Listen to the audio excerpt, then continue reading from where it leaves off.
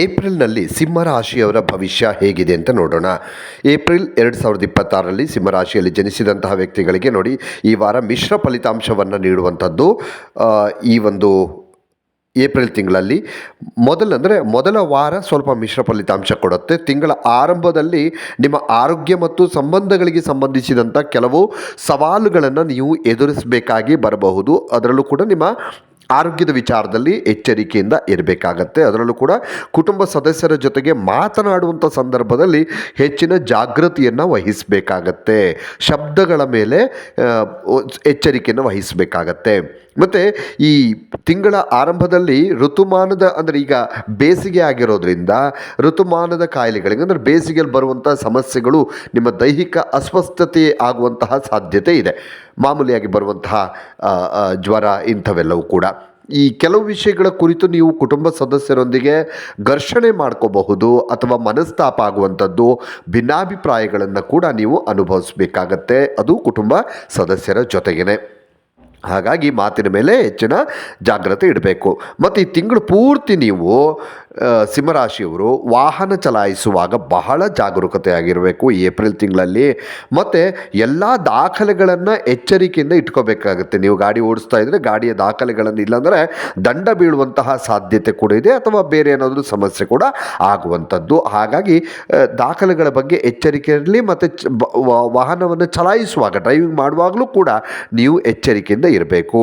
ಮತ್ತು ಎರಡನೇ ವಾರದಲ್ಲಿ ಹೇಳೋದಾದರೆ, ಏಪ್ರಿಲ್ ತಿಂಗಳ ಎರಡನೇ ವಾರದಲ್ಲಿ ಸಿಂಹರಾಶಿಯವರಿಗೆ ಕೆಲಸದ ಸ್ಥಳದಲ್ಲಿ, ನೀವು ಕೆಲಸ ಮಾಡುವಂಥ ಜಾಗದಲ್ಲಿ ಹಿರಿಯ ಅಥವಾ ಕಿರಿಯರೊಂದಿಗೆ ವಾದಗಳಾಗುವಂಥದ್ದು, ಮಾತುಕತೆ ಆಗುವಂಥದ್ದು ಅಥವಾ ವಿವಾದ ಆಗುವಂಥದ್ದು ಸಾಧ್ಯತೆ ಇದೆ. ಈ ಸಮಯದಲ್ಲಿ ಸಣ್ಣ ಪುಟ್ಟ ಸಮಸ್ಯೆಗಳನ್ನು ಕಡೆಗಣಿಸಬೇಕು. ನಿಮ್ಮ ಗುರಿಗಳ ಮೇಲೆ ಹೆಚ್ಚಿನ ಗಮನ ಹರಿಸೋದು ಬಹಳ ಒಳ್ಳೆಯದು. ಹಾಗೆ ಈ ತಿಂಗಳು ನಿಮ್ಮ ಹಿರಿಯ ಅಥವಾ ಕಿರಿಯರೊಂದಿಗೆ ಉತ್ತಮ ಸಮನ್ವಯ ಮತ್ತು ಸಂಪರ್ಕ ಬಾಂಧವ್ಯವನ್ನು ಕಾಪಾಡಿಕೊಳ್ಳೋಕ್ಕೆ ನೀವು ಸ್ವಲ್ಪ ತಿಣುಕಾಡಬೇಕಾಗತ್ತೆ, ಕಷ್ಟಪಡಬೇಕಾಗತ್ತೆ. ತಿಂಗಳ ಮಧ್ಯಭಾಗ ನೋಡೋದಾದರೆ ನಿಮಗೆ ಸಮಾಧಾನದ ಭಾವನೆಯನ್ನು ತರುತ್ತೆ.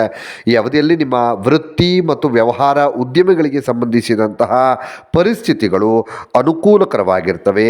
ಈ ಸಮಯದಲ್ಲಿ ನೀವು ಹೆಚ್ಚಿನ ಬುದ್ಧಿವಂತಿಕೆ ಮತ್ತು ವಿವೇಕದಿಂದ, ತಾಳ್ಮೆಯಿಂದ ನಿರ್ಧಾರವನ್ನು ತೆಗೆದುಕೊಳ್ತೀರಿ.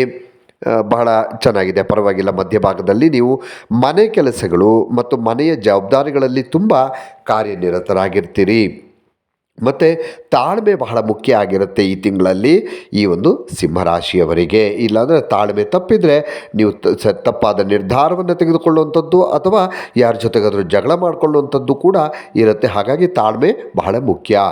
ಇನ್ನು ನಿಮ್ಮ ಮನಸ್ಸು ಸ್ವಾಭಾವಿಕವಾಗಿ ಈ ತಿಂಗಳ ಉತ್ತರಾರ್ಧದಲ್ಲಿ ಆಧ್ಯಾತ್ಮಿಕತೆ, ದೇವರ ಕಡೆಗೆ, ಧಾರ್ಮಿಕ ವಿಷಯಗಳ ಕಡೆಗೆ ಹೆಚ್ಚು ಆಕರ್ಷಕವಾಗುತ್ತೆ. ಧಾರ್ಮಿಕ ಕ್ಷೇತ್ರಗಳಿಗೆ ಭೇಟಿ ನೀಡುವಂಥ ಅವಕಾಶ ಕೂಡ ಇದೆ.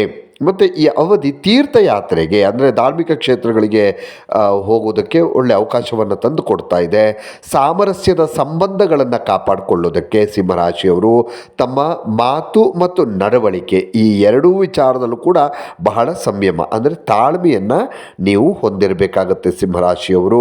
ಒಟ್ಟಾರೆ ಹೇಳಬೇಕಂತಂದರೆ ಈ ತಿಂಗಳಲ್ಲಿ ಮೊದಲ ಭಾಗದಲ್ಲಿ ಸ್ವಲ್ಪ ಆರೋಗ್ಯದ ವಿಚಾರದಲ್ಲಿ ನೀವು ಹೆಚ್ಚಿನ ಜಾಗೃತಿ ವಹಿಸಬೇಕಾದ್ರೂ ಮಧ್ಯಭಾಗದಂತೂ ಬಹಳ ಚೆನ್ನಾಗಿದೆ, ಲಾಭದಾಯಕವಾಗಿದೆ.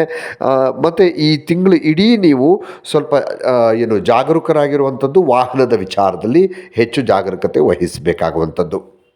ಇನ್ನಷ್ಟು ವಿಡಿಯೋಗಳಿಗಾಗಿ ಮೀಡಿಯಾ18 ಕರ್ನಾಟಕ ಚಾನಲನ್ನು ಸಬ್ಸ್ಕ್ರೈಬ್ ಮಾಡಿ ಹಾಗೂ ಹೊಸ ವಿಡಿಯೋಗಳ ಅಪ್ಡೇಟ್ಗಳಿಗಾಗಿ ಬೆಲ್ ಐಕನನ್ನು ಕ್ಲಿಕ್ ಮಾಡಿ. Thank you.